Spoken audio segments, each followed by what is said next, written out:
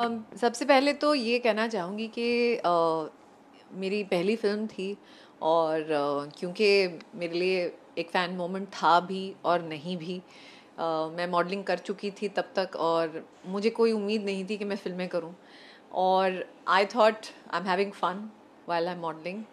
And जब मुझे break मिला तो सबसे पहले तो मेरी मुलाकात हुई संतोष सिवन के साथ, जो डायरेक्टर थे फिल्म के।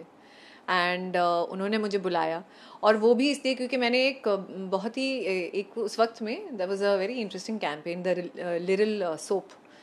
तो उसका जो कमर्शियल था, उसका जो मैंने शूट किया था एड फिल्म, तो उसकी वजह से मैं एक जो शो होता था उस वक्त, मूवर्स एंड शेकर्स, उस पे थी। एंड मैंने एक म्यूज़िक वीडियो भी किया था जो राजश्री प्रोडक्शन ने प्रोड्यूस किया था। तो मैं काफ़ी पॉपुलर बन गई थी डिस्पाइट मेरा जो पहला म्यूज़िक वीडियो था आर्यंस का, और काफ़ी एड्स कर चुकी थी। तो मैं एक as a model, as an actor, I was popular on TV. And मुझे उस शो पे बुलाया गया, और उसके बाद इन्होंने मुझे जब देखा तब जाके I went to meet Santosh Sivan. And हुआ ये कि उस वक्त मुझे फिल्में नहीं करनी थी, फिर भी because I had watched his work, and such a great cinematographer and director. तो मैंने सोचा मुलाकात तो करनी चाहिए, तो फिर हम चले गए मिलने। एंड ही सेड एक बुद्धिस्ट लड़की का रोल है, एंड उनकी भी हिंदी बहुत ख़राब। And he was like, I am making a Hindi film and I am thinking मैं संजय दत्त को कास्ट करूँगा। तो मैंने कहा ठीक है, but you know what is a role, because I am just like 17-18 years old, क्या करना है, फिल्म करनी है। मॉडलिंग में तो मज़ा आ रहा है, I am enjoying pocket money.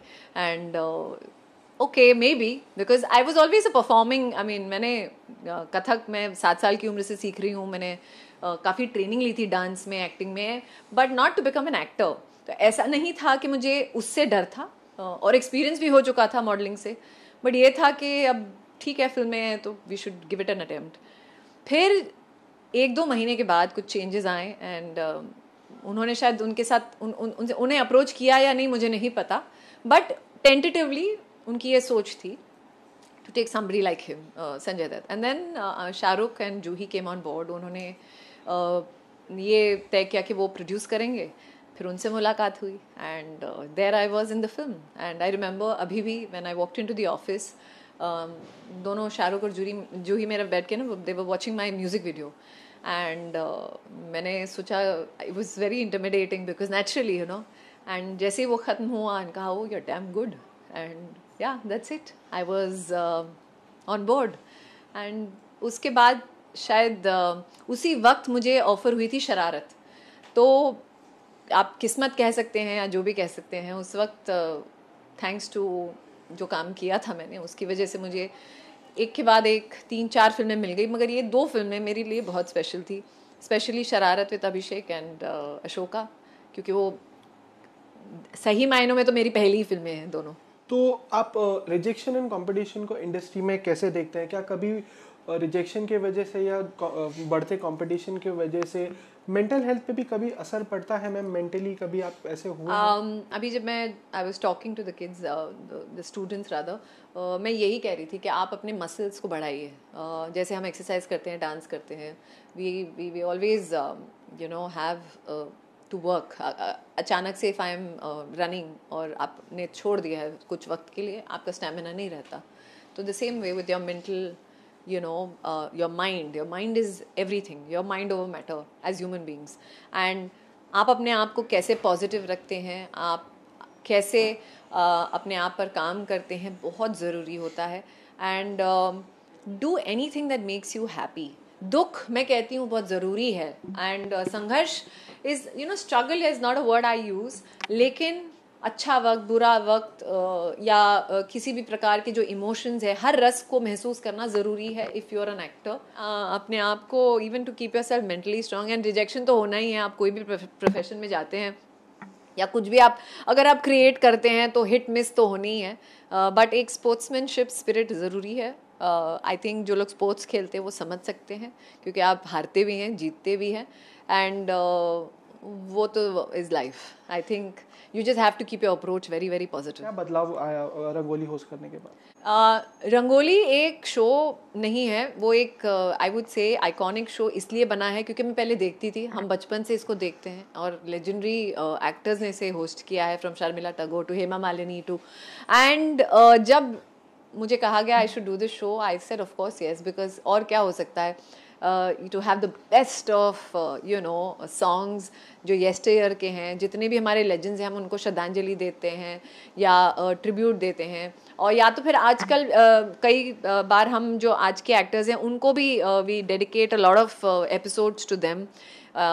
हम बात करते हैं उनके एक्सपीरियंसेस से, जो जैसे अगर कोई हमने पुराना गाना दिखा दिया तो शूट करने के वक्त उनको क्या क्या मुश्किलें आई और किस तरीके से वो गाना लिखा गया और क्या वाक़या थी, तो वो सारी बातें होती हैं. तो इंटरेस्टिंग शो है. And I would say one thing that मैंने कभी ये उम्मीद नहीं की थी कि मेरे एक जो आउटरीच है रंगोली की वजह से ऐसी हो जाएगी. जो भी सीनियर सिटीजन से लेके यूथ है, they have given so much love. And I don't think कोई भी फिल्म के माध्यम से इतना हो भी सकता था जितना मुझे रंगोली ने दिया है. एंड आई थिंक आज मैं जहाँ भी जाती हूँ एंड लोग मुझे रंगोली डेफिनेटली बोलते ही हैं कि हम देखते हैं. एंड चाहे वो कोई भी शहर में हो, बिकॉज डीडी नेशनल तो is available everywhere. And more than all that, जो लेटर्स मुझे मिलते हैं वो जेन्युइन है. When I read out those emails and letters, some of them are so heart touching. मुझे लगता है कि इससे और ज़्यादा अच्छा क्या हो सकता है. ऋषिता जी, आप ईफी का भी पार्ट रही है, यानी इंडियन सिनेमा में और इंटरनेशनल सिनेमा में कितना लैंडस्केप चेंज हुआ है? आई थिंक 2017 में प्रीव्यू कमेटी में थी जब, तो मैंने फिल्में देखी, ग्रेड किए उनको. एंड मैंने देखा कि हर कंट्री से एक अलग अलग, जैसे मैंने कोरियन, स्पेनिश, फ्रेंच, ऑस्ट्रेलियन, इतनी सारी फिल्में देखी.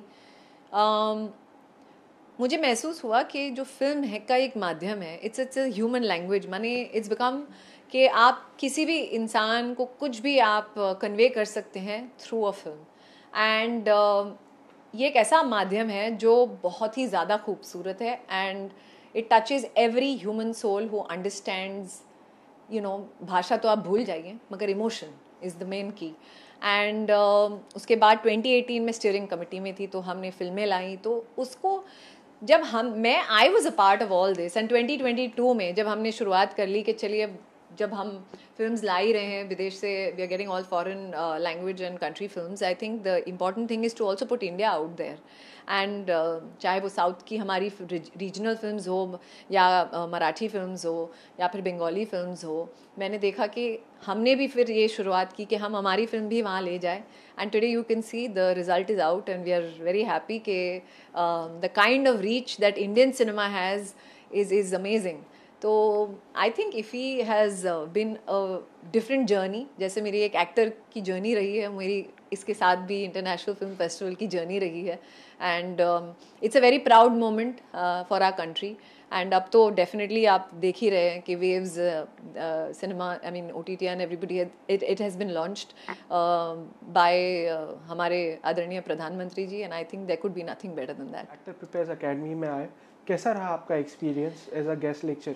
I don't know if I'm a guest lecturer. I enjoyed myself. I was a part of them. Anupam Kher जी के बारे में मैं बताऊंगी कि I have immense love and respect for him, and I truly look up to him as an actor. उन्होंने जो ये initiative लिया है to make, and it's very important क्योंकि ये जो एक स्कूल होती है ना, बहुत ज़रूरी. एंड आज की तारीख में these children are very lucky, and these students rather are very lucky to have someone like him who's such a great actor himself, कि वो इतना ग्रूम करते हैं इनको. सिखाना एक बात है, but also I'm told that he also has been casting some of them and helping them with work. ये जो अभी बन गया है एक माहौल, it's thanks to him, because I think ऐसा कोई इनिशिएटिव किसी एक्टर ने पहले नहीं लिया है. And I think he has started the trend.